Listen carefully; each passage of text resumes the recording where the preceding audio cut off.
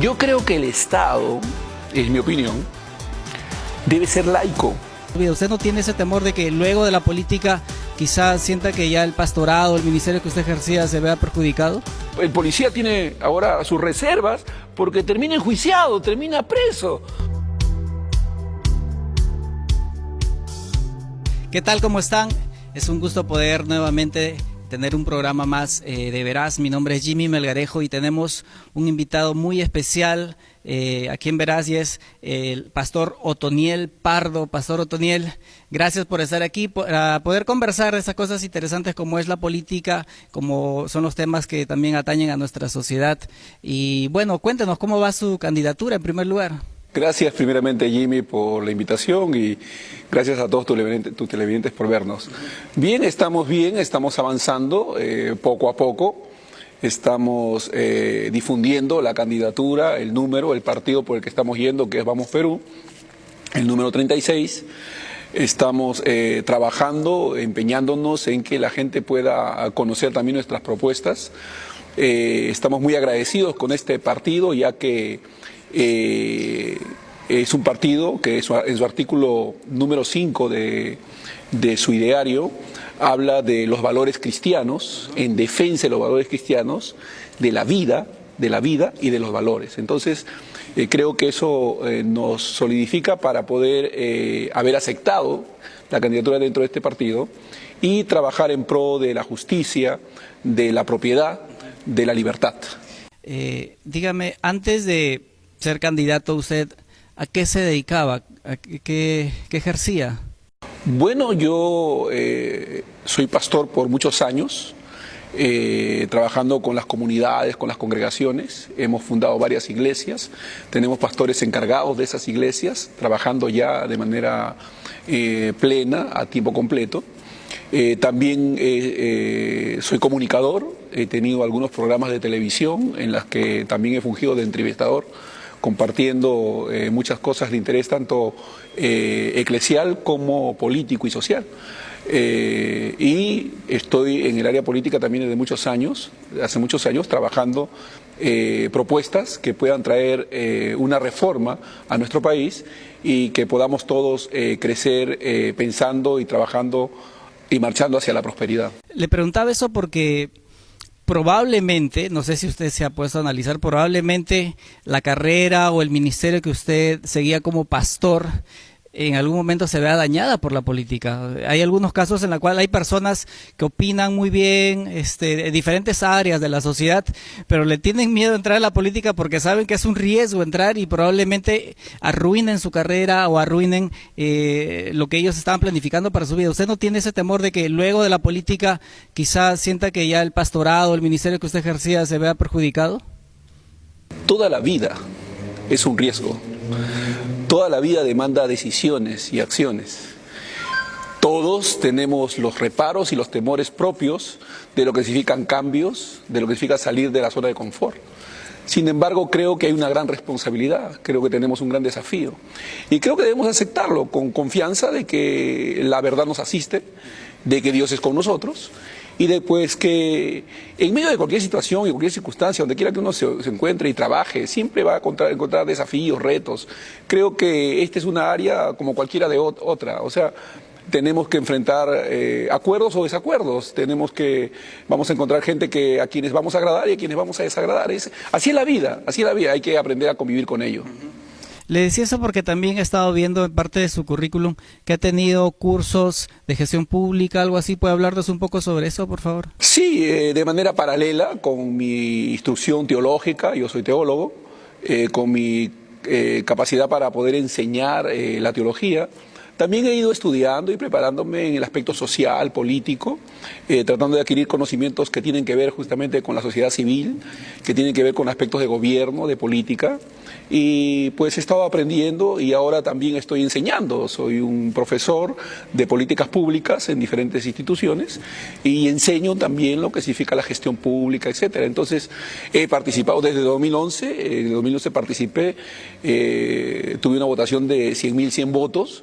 llegué a ser parlamentario accesitario del Parlamento Andino, que es muy diferente a ser accesitario del Congreso, porque del Parlamento Andino significa que el accesitario, el suplente, juramenta, tiene todas las prerrogativas del congresista. Me dieron mi credencial, estoy inscrito en el padrón de congresistas en el Congreso del 2011 al 2016, fue mi participación, y pues he participado y participo de manera activa en la política. Qué interesante. En todo caso, con esos conocimientos que ya usted tiene, ¿cuáles serían las principales propuestas a favor de la política y la sociedad? Mira, hay varias. Una de las propuestas que estamos trabajando y que es un recoger una opinión, un pensamiento, un aporte de parte de Hernando de Soto, a quien lo escucho y lo sigo. Él, por ejemplo, propone que este artículo 66 de la Constitución sea revisada, que es la que le da la prerrogativa de la potestad de la propiedad del subsuelo al Estado. Y él considera, y con otros estudiosos, como Yers y otros, y piensan de que no debería ser así. Creo que esa ley podría revisarse, podría generar un debate en el Congreso para ver si fuera posible que más bien la propiedad del subsuelo sea propiedad de los que son dueños del suelo, las comunidades, los grupos, y que pues ellos sean los que puedan gestionar, administrar y negociar su propiedad. Creo que eso es algo que me gustaría que se debata en el Congreso, que pudiéramos inclusive contar con la participación de personalidades como estas. Yo creo que Hernando de Soto estaría dispuesto a sumarse a este esfuerzo y venir a apoyarnos, a ayudarnos y buscar gente técnica que pueda hacer que esto sea viable, ¿no? Entonces, trabajar eso, esa es una de las propuestas que tenemos. Entonces, por lo que entiendo, el modelo económico que también usted está apoyando es liberal, ¿verdad? Sí, yo soy liberal clásico. Me gusta decirlo de esa manera para quedarlo muy claro. Yo creo que el socialismo, como el neoliberalismo, han causado daño. Los extremos. Los extremos. Este neoliberalismo mercantilista de favor a determinado sector que genera monopolio o oligopolio a un grupo determinado, creo que eso debe acabarse. Creo que el socialismo es un riesgo y es un peligro que debemos evitar. Pero creo que es muy importante que podamos fomentar el libre mercado, en el que no haya privilegios para nadie y donde todos tengan las mismas oportunidades. Creo que eso es muy importante y hacia eso estamos apuntando. Mi duda es la siguiente. Parte de lo que está impulsando el liberalismo clásico es que el Estado tenga menos concentración de poder, ¿verdad? Y que sea el mercado quien rija pues las reglas, ¿no? Cómo se debe competir. Pero mi pregunta es, si ahora donde el Estado tiene cierto poder, hay un montón de corrupción en las empresas públicas, ¿quién va a defendernos cuando el Estado tenga menos poder de que las empresas las empresas privadas hagan lo que quieran con la sociedad, impongan el precio que quieran, quizá acumulen productos? ¿Cómo se podría manejar si encargan a los empresarios la distribución de todo lo que es el mercado? Recuerda que dentro del Estado está la institución, lo que llamamos el Poder Judicial. El Poder Judicial debería cumplir la función plena, tener la libertad, la autoridad, para tratar temas que tengan que ver con la delincuencia, con el fraude, con el engaño, con lo que tú llamas la corrupción en términos privados, que en realidad no existe, ¿no? Porque la corrupción generalmente se denomina a todo acto público que dentro del sector público se cometa, ¿no? Lo que serían las empresas privadas serían los corruptores en todo caso. Pero creo que la justicia debería ser ejercida de tal manera que ninguno tenga privilegios de ninguna clase y que todos seamos iguales ante la ley. Creo que las empresas en ese sentido tienen que y se deben a lo legal, a lo que debe ser realmente establecido. Entonces, en ese sentido, la justicia debe cumplir su rol, ¿no? Su rol. O sea, eso no le compete ni al Ejecutivo ni al Legislativo, sino al Poder Judicial. ¿Qué quizá para algunos de nuestros, o para nuestra audiencia, puedan pensar que quizá el término liberalismo clásico quizá no están muy asociados, familiarizados. ¿Hay algún ejemplo donde países donde estén aplicando este modelo actualmente? Bueno, sí, Singapur. La China está aplicando en determinados sectores de su país este sistema capitalista de comercio, están prosperando, ¿no? A pesar de que es un país comunista y sin embargo ha dado lugar al mercado en determinados sectores de su país y eso se está viendo en el caso de mismo Corea, debido a que se ha dado libertades, se ha regulado menos, también han prosperado. Entonces, creo que si aplicamos estos principios que tienen que ver con el desarrollo, con la inversión, con el respeto a la libertad y a la propiedad, ¿no? Creo que sí, podemos llegar a desarrollarnos como nación y prosperar, sobre todo quitando esas regulaciones, esos medios, esas normas que limitan el pleno desarrollo. Mira, recuerda que en los años 90, Hernando de Soto, que fue uno de los gestores del plan económico de aquella época, cuando tú te recordarás, cuando él impulsó la simplificación administrativa. Porque esas normas, esa tramitología impedía la formalización. Y se logró una gran cantidad de formalización justamente a que esas tramitologías fueron quitadas, ¿no? Entonces, justamente de eso se trata, de facilitar el comercio, el desarrollo, que no estemos regulados por tantas normas e impedimento de desarrollo, ¿no? En Estados Unidos uno constituye una empresa en 24 horas, ¿no? Aquí, debido a la tramitología, pues se demora, ¿no? Afortunadamente, gracias a la tecnología, muchas cosas se están acelerando y creo que eso nos va a llevar también hacia la prosperidad. Si hay algo o alguna área que produce riquezas en un país, son las empresas, ¿verdad? Y mientras se impulsen las empresas y se le den facilidades reglamentadas, obviamente, yo creo que va a prosperar el país. Y viceversa, lo que sucede aquí es que en realidad hay tantos permisos y tantas trabas que hay que sacar que imposibilita que podamos generar trabajos y empleos. Pero de eso también hay que hablar, porque muchas veces los malos empresarios omiten ciertas normas, por ejemplo, como lo que sucedió en esta empresa de comida rápida, en la cual fallecieron 2 personas. Entonces, creo que ahí también el Estado debe cumplir su rol de fiscalizar. Claro, lo que pasa es que hay que entender, el Estado, como Estado, tiene lo que llamamos el poder ejecutivo, el poder legislativo y el poder judicial. La pregunta que tendríamos que hacernos es, ¿a qué parte del poder del Estado le corresponde una intervención inmediata frente a esa infracción o a ese daño o a ese prejuicio que se ha realizado, que se ha llevado a cabo? El Poder Judicial, por supuesto. El Poder Judicial tiene que actuar con dureza, basado en la ley, porque esa empresa ha transgredido la ley al no cubrir los aspectos de protección a sus empleados. Por supuesto, el peso de la ley debe caer sobre ellos. Por supuesto, previa una investigación. Y hablando un poco sobre la izquierda, ¿cuál es su opinión respecto a este pensamiento ideológico y que tiene que ver también con la economía?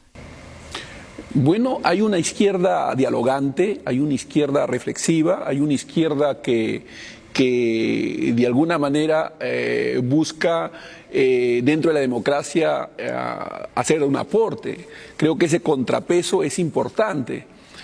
Pero hay una izquierda comunista cerrada que quiere imponer sus ideas, que quiere de alguna manera saltarse la democracia, y creo que a esa izquierda debemos oponernos desde la democracia. Debemos combatir todo aquello que sea un radicalismo, ¿no? Una actitud de querer someter a la sociedad a un autoritarismo que nosotros vemos, la historia nos muestra que no han traído bien a los países, sino que por el contrario han perjudicado, llámese Rusia, llámese Venezuela, llámese Bolivia en determinado momento. Y, en fin, o sea, las evidencias están claras, la historia mismo lo muestra. O sea, el socialismo no ha traído solución ni aporte positivo ni desarrollo al país, ¿no? Entonces creo que mantenerse en esa ideología o en ese pensamiento es un error. Y creo que desde el libre mercado, desde la libertad, desde la oportunidad de desarrollo, creo que podemos lograr mejores propósitos. Le preguntaba eso porque ya como cristianos podemos darnos cuenta que la izquierda radical ha estado en contra del cristianismo, ¿no?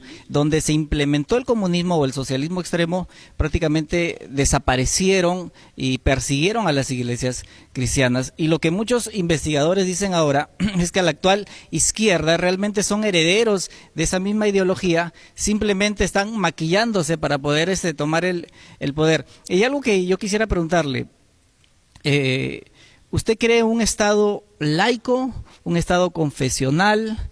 Porque el 2% de la población que son ateos desean que el Estado sea totalmente laico. ¿Cuál es su opinión respecto a esto? Yo creo que el Estado, es mi opinión, debe ser laico. El Estado no tiene por qué ser confesional.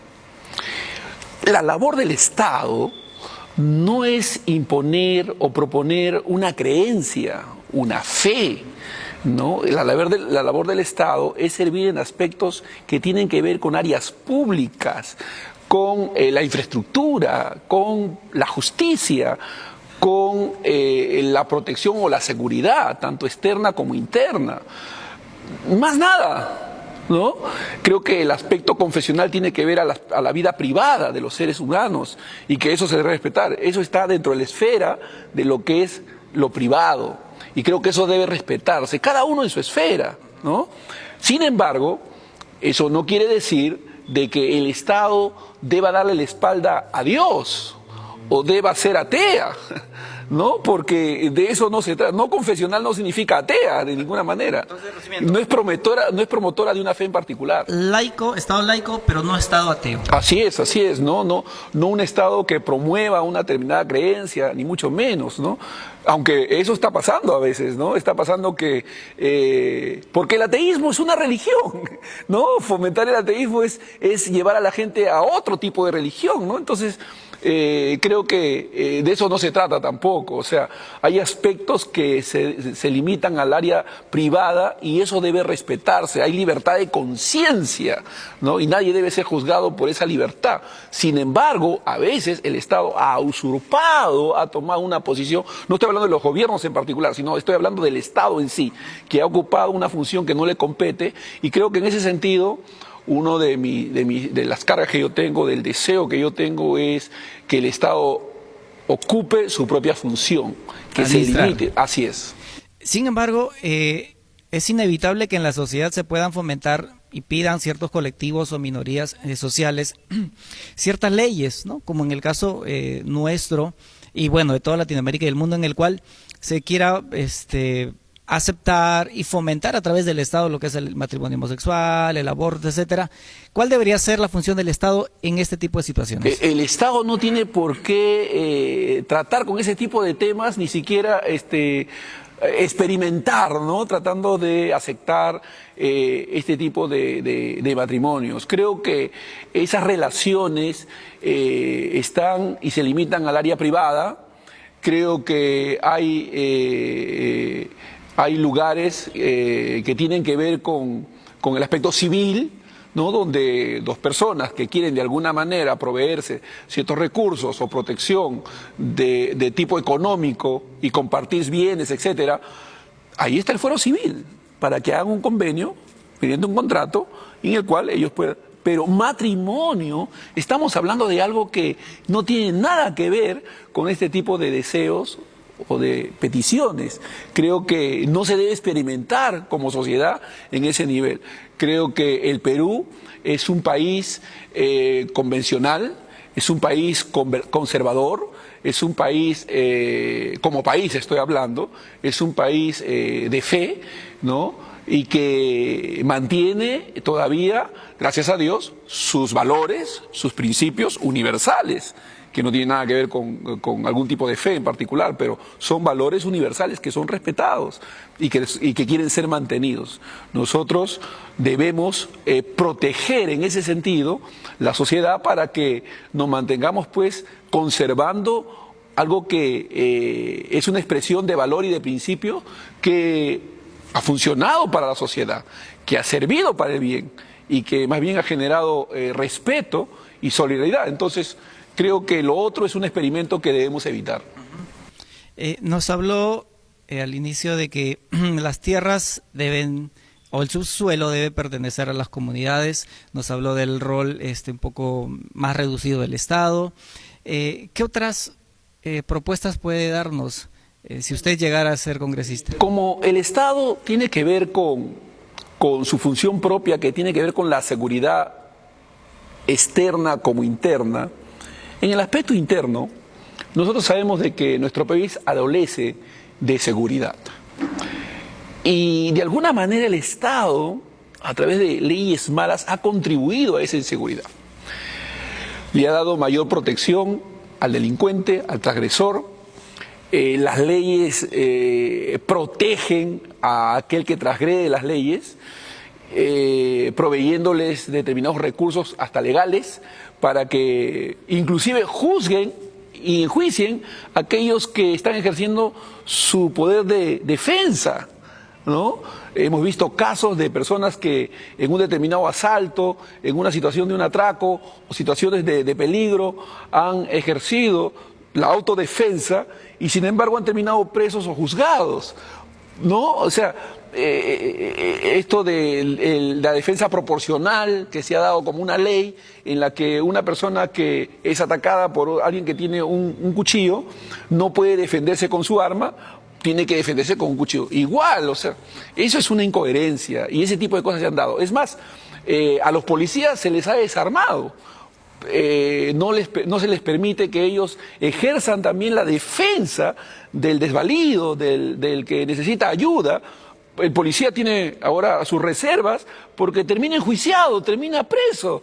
O sea, en realidad la inseguridad, de alguna manera el Estado la está proveyendo porque no está dando los recursos necesarios a través de las leyes que puedan proteger a un policía que ejerce autoridad y también a través de las leyes que protejan al ciudadano que pueda también defenderse. Es decir, necesitamos, y yo tengo como visión eso, de fomentar leyes que deroguen aquellas leyes que están impidiendo que el policía pueda ejercer con libertad la autoridad que se le ha conferido y pues generar tipo de leyes que ayuden a que el ciudadano se pueda defender también. Entonces usted cree en la autodefensa a través de la fuerza también.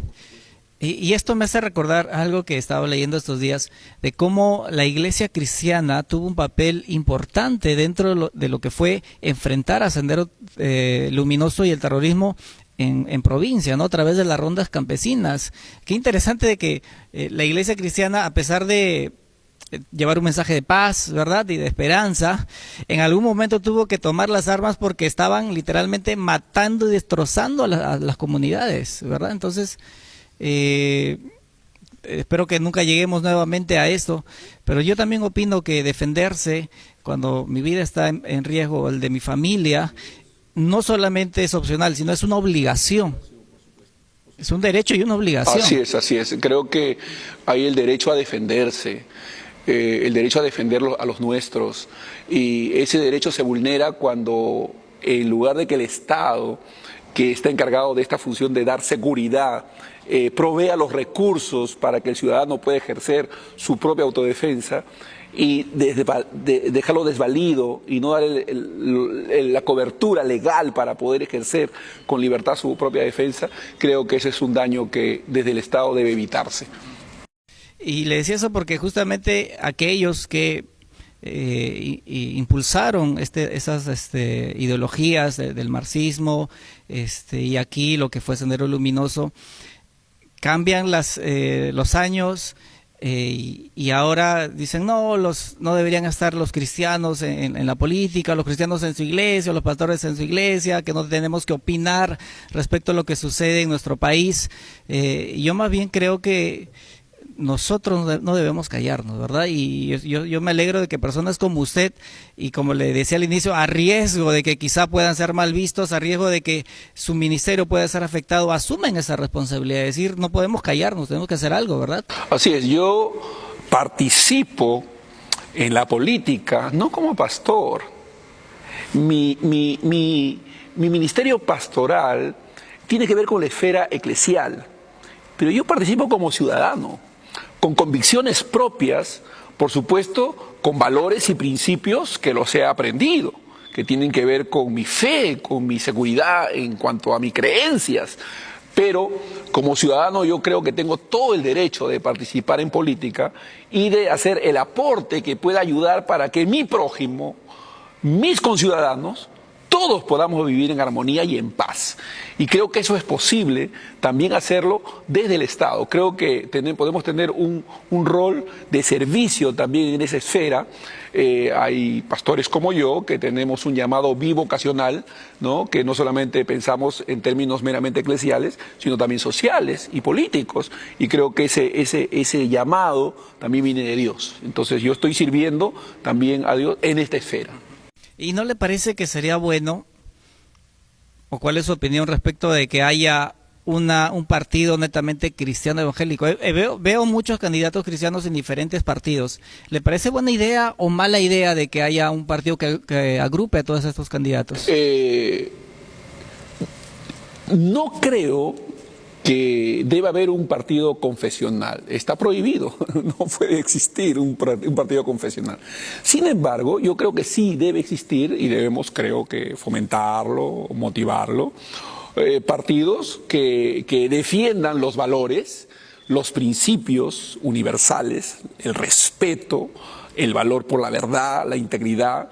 Creo que debemos tener gente que respete esos valores y a esa gente convocarlos, que sean parte de este partido, de estos movimientos, que contribuyan al bien y no se sirvan, que estos partidos no sean partidos de alquiler, que se sirven de estos movimientos para sacar dinero, para enriquecerse, en fin, como lo hemos visto, ¿no? Está evidenciado que así se han estado manejando muchos partidos.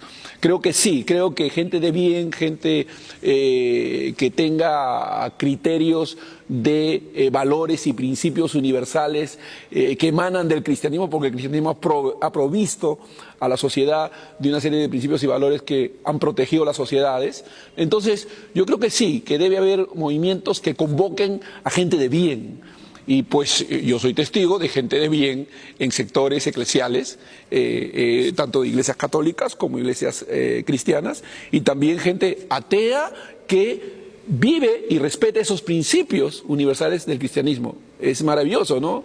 Yo he visto a través del movimiento, por ejemplo, Mis hijos no te metas, gente convocada a estas marchas, y he visto en estos grupos gente, por ejemplo, católica, muy católica, que se ha sumado a la defensa de sus hijos, gente evangélica, un gran grupo de gente evangélica metidos ahí en defensa, y gente atea, increíble, gente atea que uno dice, pero no creen en Dios, pero creen en los valores, creen en los principios, respetan el valor de la familia, entonces, y están ahí, ¿no? Defendiendo. Entonces creo que esto de los valores es algo que tiene que ver con algo universal y que no es propiedad de un determinado sector, sino de toda la comunidad que quiere lo mejor para su país. Y ya que se acercó un poco al tema, permítame ponerme en posición de aquellas personas que no son heterosexuales. ¿Qué le podríamos decir cuando ellos dicen por qué se meten en mi vida? ¿Por qué no me dejan vivir mi felicidad, el amor con la pareja que yo quiero, que sea de mi mismo sexo o quien sea? ¿Por qué los cristianos o la sociedad se opone a lo que yo deseo hacer? ¿Sucede eso? ¿Estamos oponiéndonos porque nos gusta destruir la vida, perjudicar la vida de aquellas personas? Yo creo que hay una mala percepción. Porque nos dicen que los odiamos, ¿no? Los odiamos, hay crímenes de odio, dicen respecto a esto. Sí, yo creo que es una mala percepción y una mala presentación a propósito. Nos quieren hacer ver como que discriminamos o menospreciamos a este sector de la sociedad. Eso es falso. Porque nosotros trabajamos con comunidades de homosexuales, a quienes respetamos como seres humanos, no estamos de acuerdo con su estilo de vida, pero eso no quiere decir que los despreciemos a ellos como personas, por el contrario, los amamos. Y no hay mejor muestra de amor que tratar de ayudarlos en su proceso, en su vida. Si están abiertos a un consejo, a una orientación, estamos para ayudarlos. El cristianismo no es una imposición, es una presentación de una verdad que pueda ayudar a la gente a encontrar la luz, ¿no? En medio de las tinieblas en que vivimos, ¿no? Hay mucha gente que sufre, que no sabe cómo ubicarse en medio de la sociedad, que no sabe cómo discernir su propio ser, y hay aportes que se le pueden hacer. O sea, no, de ninguna manera odiamos o aborrecemos o menospreciamos al homosexual por ser homosexual. No, no, no, no, no. Nosotros respetamos al ser humano, creo que todo ser es digno y que todo ser merece respeto, cariño, afecto y buen trato. En ese sentido, creo que pueden estar percibiéndonos mal, ¿no? Pero aquí estamos para clarificar las ideas. Nosotros creemos que el ser humano tiene libertad, tiene el derecho a tomar sus propias decisiones. Estas, sean buenas o malas, van a tener sus consecuencias, y creo que como seres humanos estamos para ayudarnos unos a otros y podemos compartir desde la perspectiva, desde el entendimiento que tenemos, y ver la forma de poder ayudar al prójimo. Le decía eso porque me ha tocado conocer a algunos niños o púberes de más o menos 10 años, 11 años, en la cual ya tenían bastante inclinación homosexual. Entonces uno diría, bueno, en realidad esto no es que es una decisión, quizá haya factores, no se sabe todavía si biológicos, se sabe que tiene mucho que ver el factor social, pero creo que como cristianos vemos en ellos que no son realmente personas que merezcan el odio, sino personas que merezcan ayuda realmente, ¿verdad? Y si los amamos, creo que también hay que evitar, en cierto modo, insultos a través de las redes o comentarios ofensivos hacia ellos, porque yo considero que no comparto la forma de vida que ellos tienen, pero sí hay que amarlos como Dios lo manda, y brindarles la ayuda y consejería. El respeto mutuo es algo que la Biblia enseña, que los valores y principios cristianos enseñan, y que nosotros creemos. Creemos que toda persona merece respeto, que nuestro trato con la gente no está determinada por el estilo de vida que llevan, sino porque tienen una dignidad humana. Ellos han sido hechos han sido hechos a imagen y semejanza de Dios, y merecen respeto y buen trato. Creo que en ese sentido nosotros estamos para amar y no para discriminar. Nosotros somos enseñados por estos principios y valores a no discriminar, ¿no? A no hacer acepción de personas. Entonces yo tengo amigos, gente que desafortunadamente, para mi parecer, viven inmersos en ese estilo de vida. Pero aunque yo no estoy de acuerdo con ese estilo de vida, sin embargo, puedo brindarles mi afecto, mi cariño, mi consejo, y ellos igual, ¿no? Son personas que me respetan y me tienen afecto. Entonces, si ellos consideran que uno pueda darles un consejo, una ayuda, y pues aquí estamos para apoyar. El cristianismo, la fe, no es una imposición, es una exposición. Bueno, nos decía que sacó aproximadamente 100,000 votos. ¿Cuál es la meta en esta ocasión? Bueno, para el Parlamento andino se requiere la votación de toda la nación, de todos los ciudadanos de la nación, y por eso fue esas cantidades. En este caso, pues, creo que el 20 o 30% estaría bien. Estaría bien. Y con eso podríamos ingresar. Entonces es bastante probable que usted esté en el Congreso. Es posible. Hay mucha gente que me favorece con su voto, me manifiesta su aprecio y su deseo de que esté ahí. Espero que eso se concrete en las urnas. Estoy muy expectante por lo que pueda pasar. Y está bien, yo vivo en paz, yo me siento completo, me siento pleno, no estoy con ansias de posición o de poder, porque me siento completo en Cristo, estoy feliz, ¿no? Y quiero poder ayudar, poder contribuir, si así la ciudadanía lo cree oportuno, ¿no? Bueno, entonces estuvimos con Otoniel Pardo. Él es un candidato liberal, nos dice que va a poner menos restricciones a las empresas, nos habló de un Estado laico, pero no ateo. Entonces, Otoniel, díganos qué debe marcar nuestro público para que usted pueda ingresar al Congreso.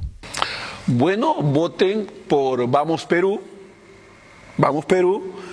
el número 36.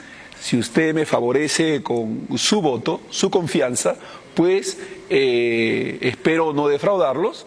Estoy comprometiéndome con la verdad y espero poder cumplir con cada uno de los ofrecimientos que estoy haciendo. Muy bien, entonces muchas gracias a todo nuestro público y esperamos pues que puedan apoyar a Otoniel Pardo, que va con Vamos Perú y el número 36. Y bueno, fue un gusto contar con usted, gracias por visitarnos, y yo sé que en algún momento nos vamos a poder encontrar y seguir compartiendo estos temas que creo que son interesantes para la sociedad, para la iglesia y en común para todos, ¿verdad? Le agradezco. Muchas gracias.